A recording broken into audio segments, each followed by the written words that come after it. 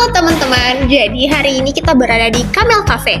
Nah, pada video kali ini kita akan membahas mengenai kompetensi kunci audit internal. Apa sih itu?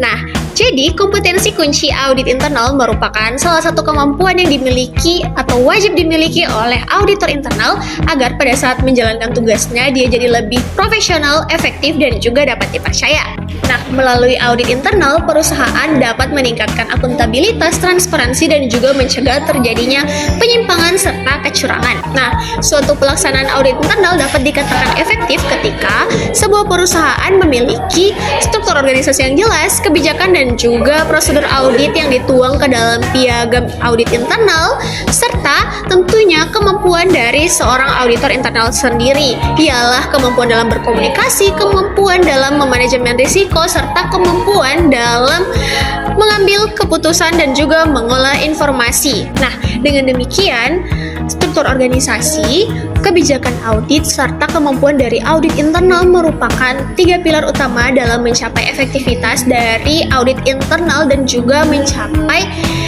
tujuan organisasi. Nah, untuk memahami materi lebih dalam, yuk kita tanya-tanya teman-teman kelompok 3. Kakak, boleh spill materinya? Boleh. Jadi materi saya itu terkait pengorganisasian departemen dan staf audit internal. Nah, pengorganisasian departemen dan juga staf audit internal itu dia merupakan proses penataan fungsi audit internal agar dia berjalan secara efektif, independen, dan juga objektif dalam organisasi.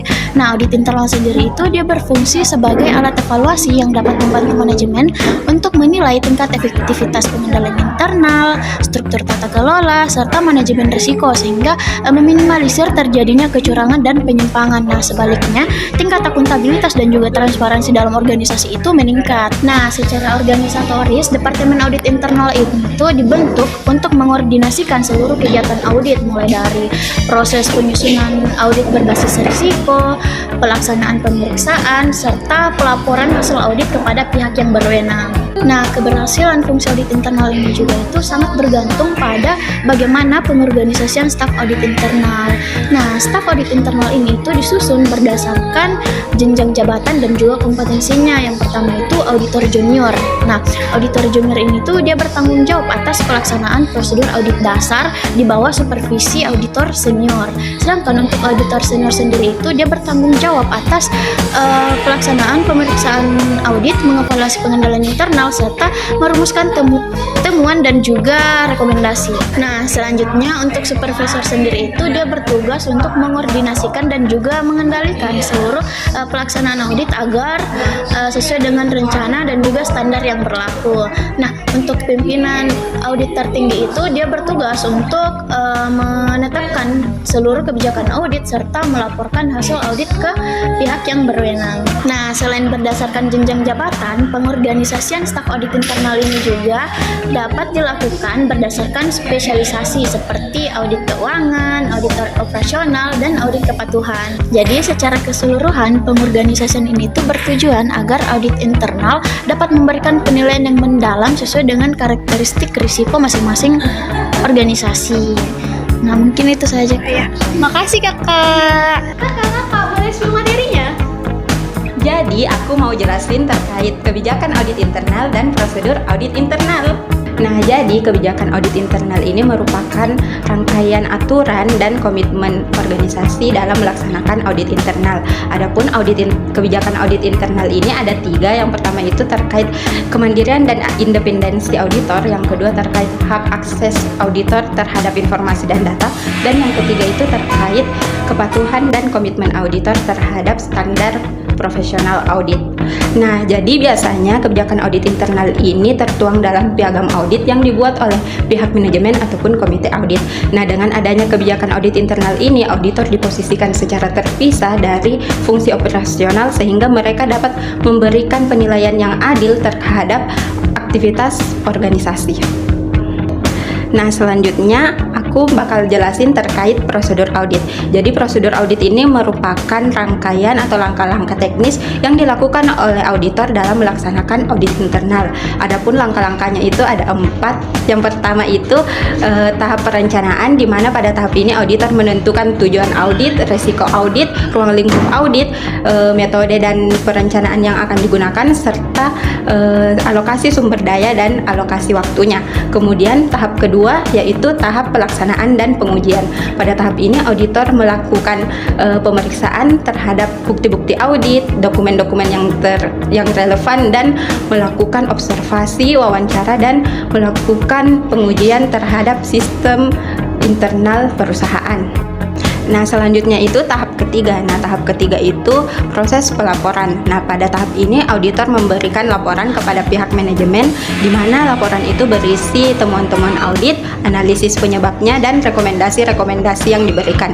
Kemudian yang terakhir itu tahap tindak lanjut, di mana pada tahap ini auditor menindaklanjuti dengan mengevaluasi apa saja yang telah rekomendasi-rekomendasi apa saja yang telah dilakukan oleh perusahaan, dan apakah kesalahan atau kekurangan-kekurangan sebelumnya telah diatasi dengan baik. Nah, jadi dengan adanya kebijakan audit internal dan prosedur audit internal yang baik ini sangat penting untuk perusahaan agar dapat mengetahui dan mengidentifikasi masalah yang ada dalam perusahaan.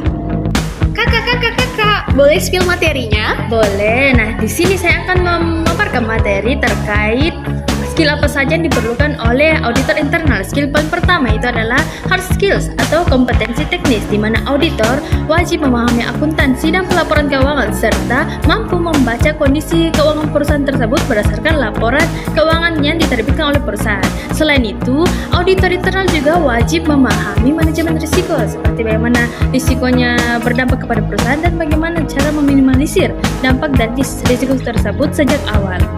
Skill kedua yaitu soft skills, di mana auditor itu wajib mempunyai komunikasi yang baik karena temuan audit yang ia dapatkan harus dapat disampaikan kepada manajemen secara jelas, sopan, dan tidak menimbulkan konflik atau miskomunikasi dengan manajemennya. Selain itu, auditor internal juga harus memiliki jiwa kepemimpinan dan bekerja sama karena auditor internal ini akan berhubungan dengan lintas divisi dan lintas manajemen. Dan skill terakhir atau skill ketiga yaitu kompetensi digital, di mana kita hidup di era yang sudah sangat canggih, yaitu era 5.0.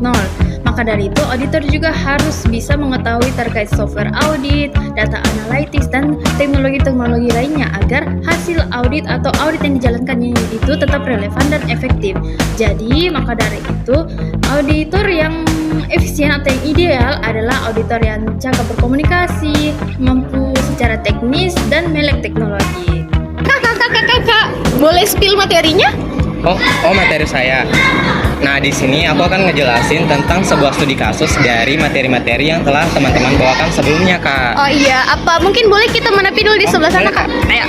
Nah, studi kasus yang akan aku jelasin itu aku ambil dari jurnalnya Wibowo pada tahun 2023 dengan judul pencegahan fraud dalam pengendalian internal dan audit internal di PT Bank Syariah Indonesia. Nah, teman-teman, seperti yang kita ketahui bersama bahwa Bank Syariah Indonesia itu merupakan salah satu perbankan yang sudah mendunia dan memiliki kegiatan operasional yang sangat banyak dan sangat luas.